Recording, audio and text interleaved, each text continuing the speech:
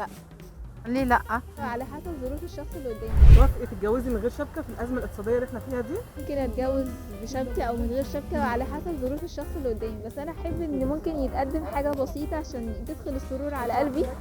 يعني مثلا حتى لو شبكه فضه، لو خاتم او حاجه على القد، بس احس بالسرور. موافقة عادي، مش لازم يعني، هو كده كده اصلا هترجع له تاني يا بتاعته، بس مش مشكلة، مش شايفاها مشكلة. في بدون شبكة، وخصوصا ان احنا في غلاء اسعار فاحش بمعنى الكلمة، فطبعا ليه لا؟ ليه؟ تمام. ليه؟ لان هو اول حاجه، اول حاجه دي هديه. هو يعني انا بالنسبه له ايه؟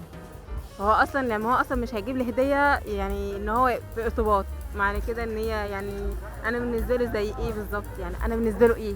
هو دي بالنسبه له هديه. وفي حاجات تانية اهم من الشبكة، الاخلاق وانه يحتويها، يعني اهم من الشبكة الشخص ذات نفسه. فاهم حاجه التوفيق من عند ربنا اولا، ثم يكون فيه وفق بينهم، والماديات دي المفروض ما نتكلمش فيها، دي اخر حاجه. اول حاجه رقم واحد انا هتكلم عن الرجل السوي، الرجل المتزن، الرجل اللي بيقيم المرأة وعارف يعني ايه مرأة بجد، انها انسان ليها كيانها وليها احترامها. فانا هتكلم عن الموضوع ده. ممكن تكون ظروفه صعبة. الشبكة الحقيقية هي مش انه يجيب لها بكام شبكة، بكام ولا سوليتير ولا مش عارفة كام ذهب ولا الكلام ده. سيدنا علي بن ابي طالب لما جه يتجوز ستنا فاطمه الزهراء، كان فقير وما كانش معاه فلوس، فقالوا له ايه، ابتغي ولو خاتما من حديد عشان يدخل السرور على قلبها. فعادي ممكن تبقى حاجه على حسب مقدرته يحسسني فيها ان هو مقدرني، بس مش هشيله فوق طاقته. الشبكة الحقيقية فعلا نصيحتي لكل بنت، ابحثي عن الراجل الذي تكون يعني معدنه الأصيل هو الوفاء والإخلاص والمعاملة الطيبة والاحترام. الراجل اللي هيكون من النوع ده هيجيب لك بدل الشبكة 1000 شبكة يوم ما ربنا يكرمه بجد. بس يبقى كويس ويراعي ربنا بس مش اكتر. انا نصيحتي ليهم ان هم لو راحوا محكمه الاسره هيشوفوا ناس خدوا بشبكه 100,000 و60,000، وفي الاخر الفرحه لما بتروح والاسره لما بتتدمر، كل الحاجات دي ما بتعوضش. اهم حاجه انها تاخد اللي بيتقي الله فيها واللي تحس معاه بالامان، واللي يكون راجل في نفسه وبيحاول وبيسعى، ما دام دي مقدرته خلاص انا هحترمه. مش مهم يعني، مش لازم، مش حاسه ان هي تبقى حاجه لازمه قوي، هي بتفتكر حتى ترجع لك تاني وراجعه له يعني بتاعتك وبتاعتك. لا، هو ده مش صح. يعني ما انت لو هتتكلمي في الموضوع ده هو مش صح. انا مثلا الظروف اللي قدامي هو بيعبر عن احترامه، فهو انا مقدوري كذا، انا مش هضغط عليه لحد ما اجيب اخره مثلا. احترام، هو احترام متبادل بين الشخصين. انا بحترمك فانا بقدرك، انا ماشي، انت بالنسبه لي يعني انت بالنسبه لي شخص كبير جدا، بس انا امكانياتي كذا، فانت بتقدريه على الحته دي. لكن مثلا مثلا لا اقول له انت مثلا تبقى مثلا 50,000 او 60,000 كده، وهو اصلا ما يقدرش يجيب 10,000، يعني كده ان انا مثلا بقول له حاجه اوفر يعني. دايما بيكون تركيزي ابحثي عن الراجل الصح، وما تدوريش على الشبكه، لان الشبكه هتجيلك مليون واحده غيرها. الشبكه الحقيقيه معامله طيبه، احترام، تقدير، الرجل الاصيل اللي يحتويك بجد. الحقيقة موضوع الشبكة بالنسبة للزواج دلوقتي والفتيات، أنا أعتقد إن هو ملوش أهمية كبيرة جدا في ظل الأوضاع الاقتصادية القائمة دلوقتي. يمكن البنات المتعلمة حديثا والخرجت ونزلت سوق العمل قريب يمكن تحس بالموضوع ده أكتر، وتشوف قد إيه، لأن التعب في جيب المعيشة والظروف الاقتصادية بيفرض صعوبات يعني، وأعتقد إنهم عندهم تقدير أكتر.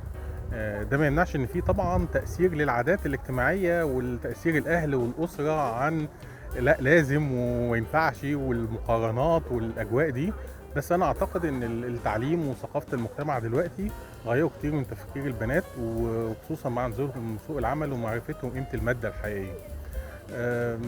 بعد سنين يعني يمكن الاجيال السابقة كمان بعد سنين بتكتشف ان الحاجات الشكليه دي زي الشبكه وزي النيش وزي حاجات كتيره جدا في الجواز بتتورع بعد سنين طويله وبتفقد اهميتها. يمكن انا متجوز بقالي 18 سنه، الشبكه دي مثلا ما طلعتش من علبتها 3-4 مرات على بعض في مناسبات، وفي الاخر يعني ما احتفظناش بيها في الاخر يعني. ومن استطاع منكم الباءة فليتزوج، والباءة هي انه يكون قادر على مسؤوليه بيت، يعني فرش بيت ومسؤولية زوجة ومسؤولية أولاد. أنا ضد المغالاة وضد الناس اللي بتقول لازم بنتي يجيلها زي بنت خالتها. مش كل إنسان ظروفه زي التاني، ولكن اللي يقدر يجيب شبكة بسيطة رمزية هيقدر يجيب شقة ويجيب عفش. لكن اللي مش هيقدر يجيب دبلة وخاتم مستحيل يعمل بيت، فده يكون غير قادر، يبقى ينتظر لحد ما يكون قادر عشان يقدر يحافظ على زوجته في المستقبل. الجواز مشروع ولازم يكون في دراسة للمشروع عشان المشروع ينجح والبيت يستمر. لكن إنسان غير قادر غير إن هو يجيب شبكة رمزية دبلة أو خاتم، ما أعتقدش إن هو هيقدر يجيب شقة ويفرشها ويبقى قد المسؤولية بعد الجواز أو يصرف على بيت. فهو ده وجهة نظري. الناس اللي بتقول لأ وليه الشبكة، طيب يعني ايه وليه الشبكة؟ ما هو انا عايزة اعرف هو قادر او غير قادر. هي الشبكة احنا قلنا شبكة رمزية، هو ده الموضوع، ملخص الموضوع. انت قادر على انك تفتح بيت ولا مش قادر؟ مش قادر يبقى تنتظر لما تبقى قادر ان انت تفتح بيت وتمشي سليم، تجيب شبكة رمزية، تجيب شقة كويسة تفرشها. بعد الجواز تقدر تصرف عليك وعلى زوجتك وعلى أولادك، عشان ما ندخلش بعد الجواز في مشاكل ان هو غير قادر انه يصرف، فهيبقى في طلاق لا قدر الله، وهيكون في أولاد، وهيبقى عندنا مشاكل في محاكم الأسرة. وما اعتقدش ان احنا ناقصين ندخل في مشاكل تاني. فلازم كل واحد رحم الله انسان عرف قدر نفسه. انت عارف ان انت قادر، تمام كمل.